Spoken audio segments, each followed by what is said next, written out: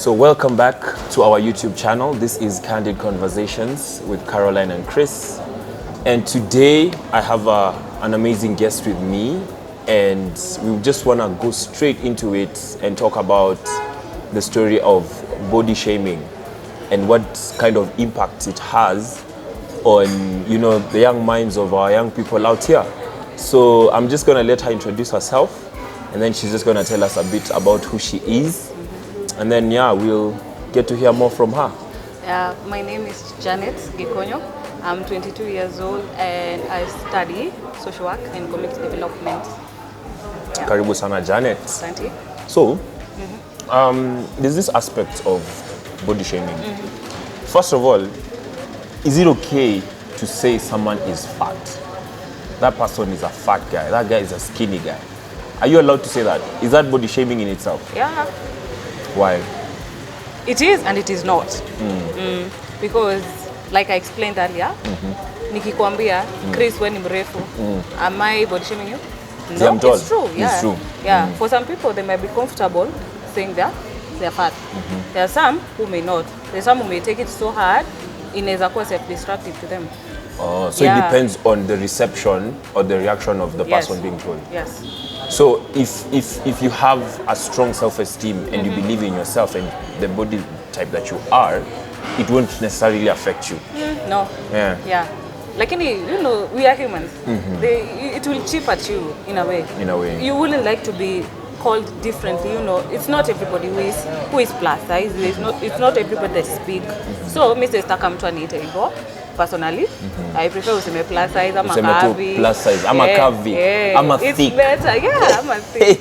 Squeeze, everyone is thick, Interesting stuff. Yeah. So when it comes to a bit, maybe we can just delve into your story. How has the experience been being plus size and being around here? How has it been for you?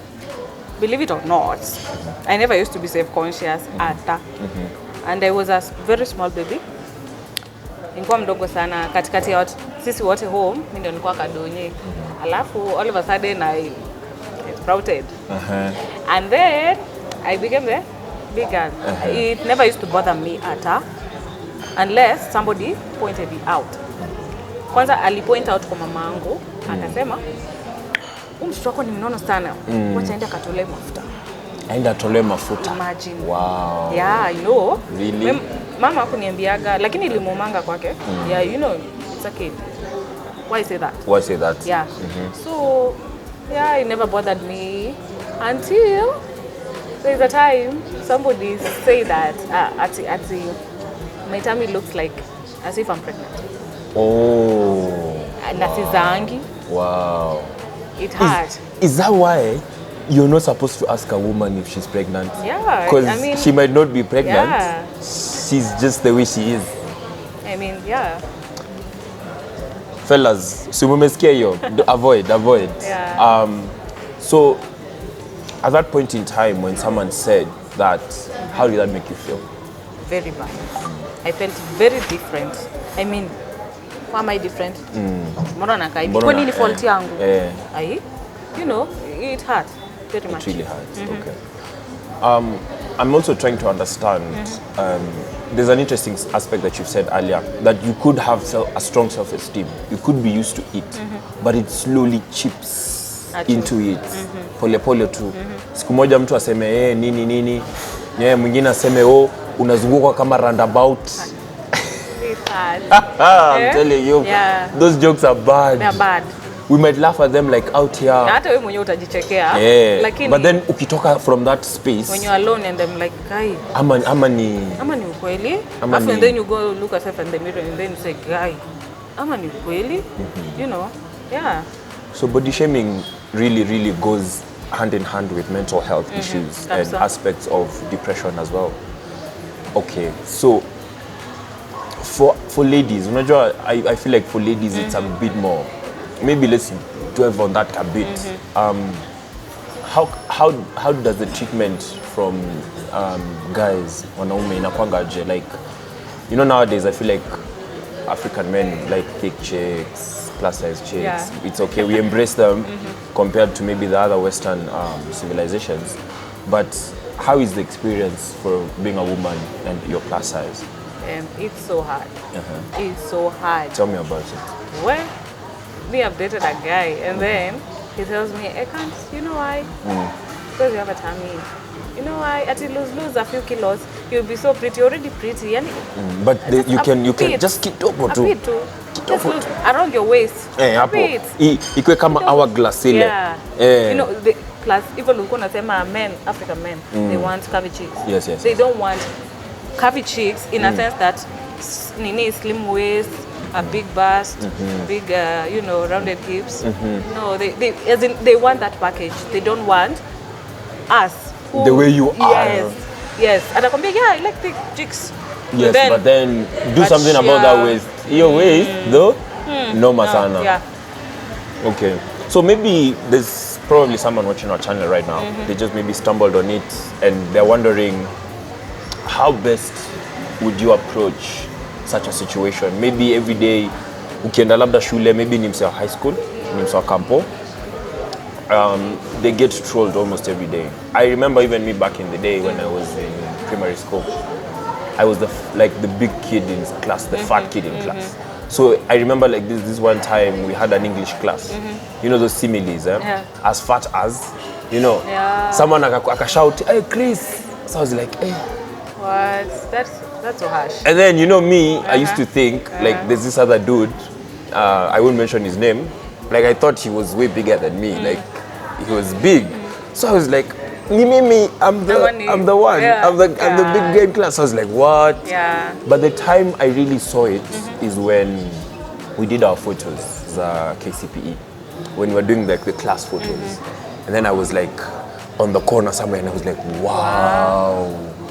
I was a huge guy.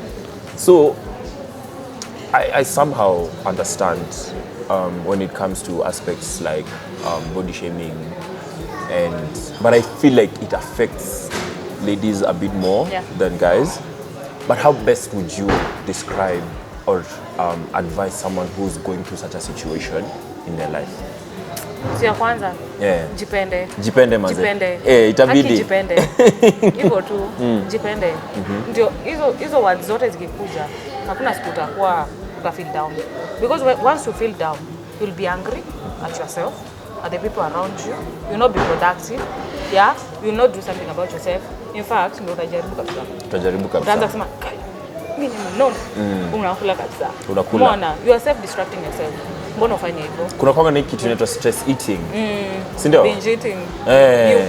Unakula kukula. Unajua sasa mtu ujiambie, already mimi ni mnono. So what? Wacha niendelee. Yeah. But remember, ukifanya bado hivyo, there is more risk to your heart. Kuna diseases. Heart diseases. As in, there are many disadvantages to this. So, kitu ya kwanza jipende. Okay, speaking of that, in line with what you've said, diseases, obesity and all that, when someone says, like, go and start thinking about body fitness and working out in the gym, does that make someone feel like they're not okay, or does that encourage someone, or does that diminish someone? How do you best, approach such a situation? For different people, kila mtu akona yake. Mimi ukiweza niambia leo ati wewe ni mnono, nitakimbia nianze kufanya exercise. Kwako itakuwa helpful.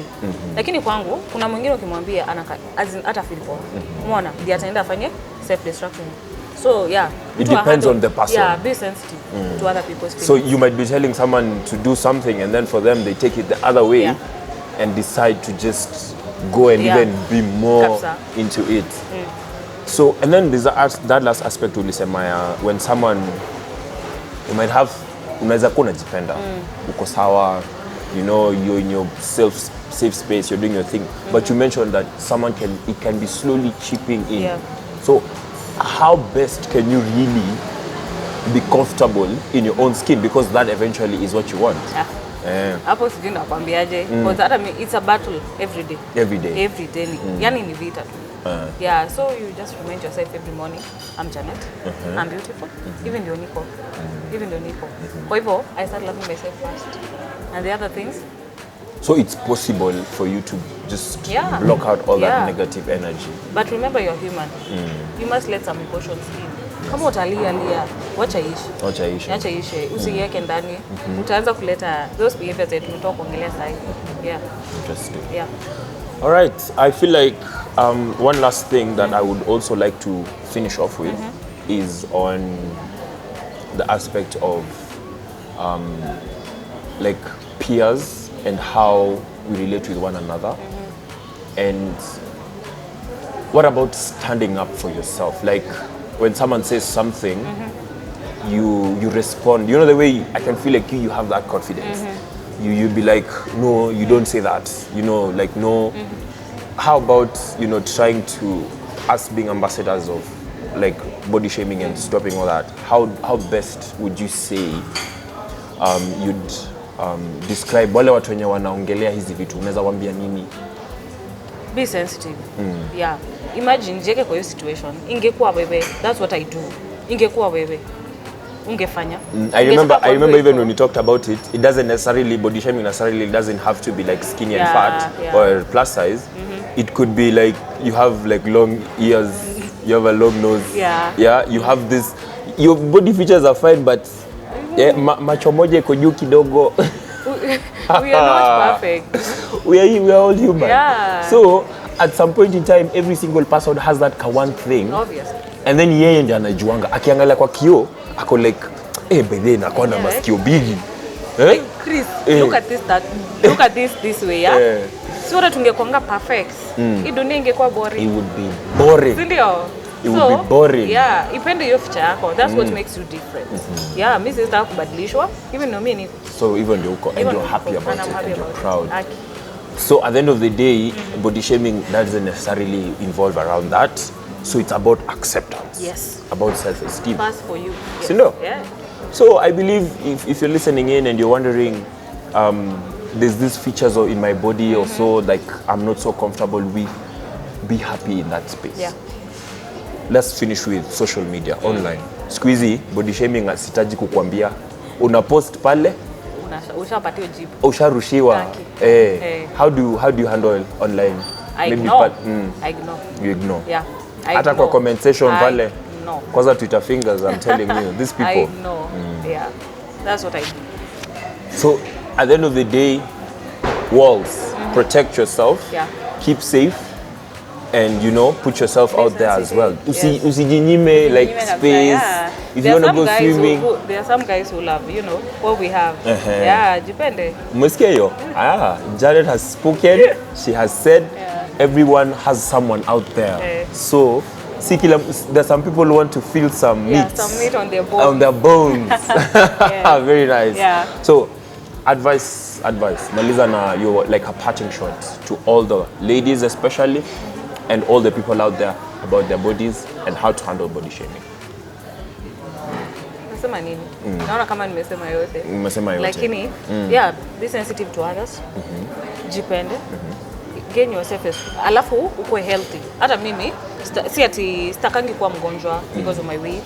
So I try to exercise as much as I can. Sitakangi, I don't want to be skinny or something, but I want to be healthy. That's what I do. Yes. Wonderful. Yeah. Being healthy.